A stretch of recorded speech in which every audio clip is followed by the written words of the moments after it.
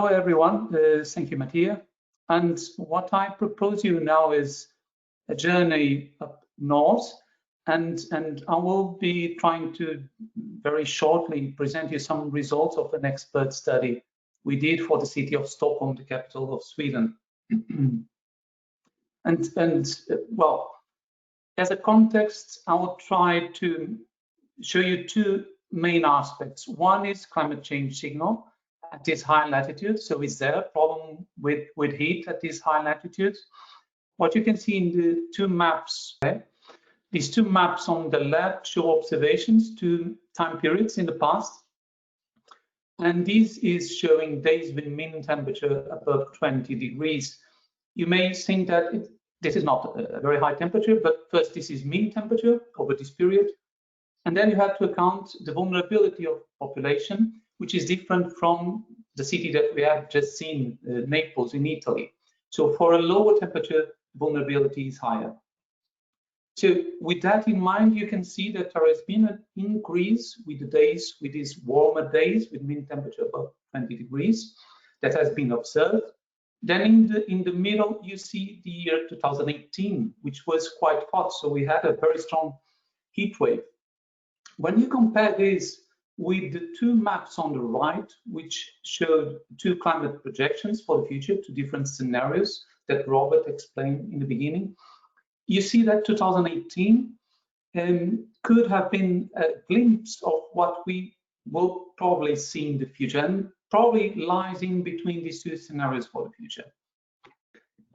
If we look at some observations for different years in the past with heat waves, you see that the red line shows 2018, and these are the days with max temperature exceeding 30 degrees. So this is very hot wherever you look at.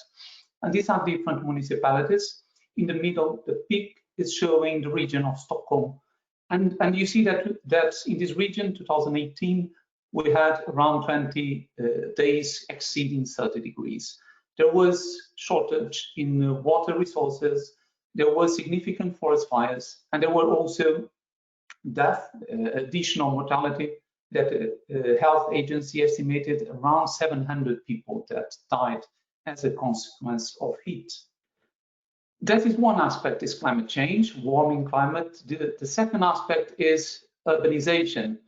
And this is not exclusive for Nordic countries, of course. This is a worldwide phenomenon. If you see these official data, the blue line is showing Europe a long time from the 50s. And this is the urban population. So we are becoming more and more into urban, living in cities. And if you look at the red line, this is Sweden, so following the same tendency, but it's quite a lot of urban population. In fact, we stand nearly 90% of population is already living in cities in Sweden at the moment. If we take Stockholm, the largest city, it has been growing by a rate of above 15,000 inhabitants per year over the past decade. So that is quite a lot for the size of the country, of course. If you look at the right side, you see an image of the Stockholm Royal Seaport, which is considered one of the largest urban development projects in Europe, with more than 12,000 new homes that are being built. So this is part of this growing or expansion process. So you may ask, but is there a consequence of this urbanization in Stockholm? If you look at the left image, you see a map of the city. It's very complex from the point of view of planning, because the city is built over 15 islands. You see the Baltic Sea on the right, Mälaren Lake on the left. So this is very complex also in terms of atmospheric processes that are going on. On the right, what you see is a representation from our weather forecast model, Harmony Rome, at 1 kilometer resolution. So it means that, like in a photo, like pixels in a photo, the smaller the pixels, the better the image. Here, also at 1 kilometer resolution, we are already able to see features of the city, how it interacts with the atmosphere. And we are representing the mean summer air temperature in the year 2014, which was also not as extreme as 2018, but it was also significantly high. In these conditions, we can see that these reddish colors are showing temperature 2 meters high, and we see that the city is in fact warmer than the forest or the croplands around or the sea. This is known, as Mattia mentioned, the urban heat island effect. So there is one, and we have extensively validated these results against measurements. Now the question is, so if we know that the city is expanding, what will happen in the future? And we have been working closely with the municipality. We have developed different development plans for the future, and I will show just one. This is how the region of Stockholm will look like in the future, 2050, by the mid of the century. And you see that the city is mostly expanding south and north, not much densifying in the city center because it's already dense, but it's mostly expanding. It's mostly occupying areas that are now forests, and it will be more than 500,000 new homes that will be built. Now, the question is, what will be the impact in the future of this urbanization process? And what we did was we simulated the summer 2014, as I mentioned, it was quite hot. And then we replicated this simulation. So we did simulation again, but we changed the land use, considering how this region will look like in the future, in 2050. So we are not considering climate change. We have exactly the same forcing, and we are just asking ourselves, so if the summer 2014 would repeat itself again in the future in 2050, that the city has already expanded, how would be the influence over the climate of the city? And here we look just at temperature, daily mean temperature over the summer, and this is the difference between the scenario, so the future 2050, and the actual baseline simulation 2014. The blue colors show small changes in temperature, up to 0.5 degree in average temperature for the summer, but then we see that these differences can go up to 1.4 in average.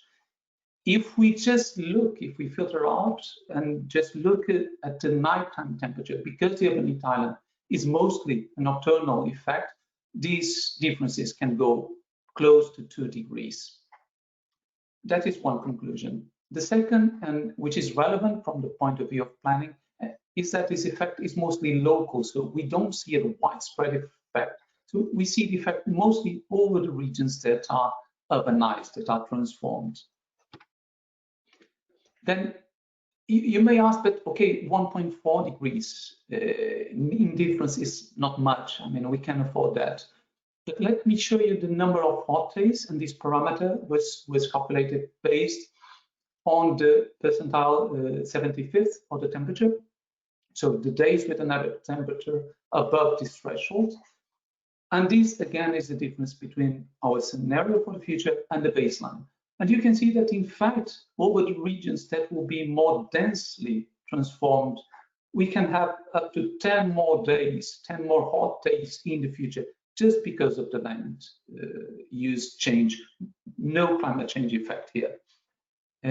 So this can be significant. They have shown that urbanization will change the climate. So how can planners work with this? And this is just an example similar to what Mattia has shown. And this is mean radiant temperature, which is a good indicator of thermal comfort.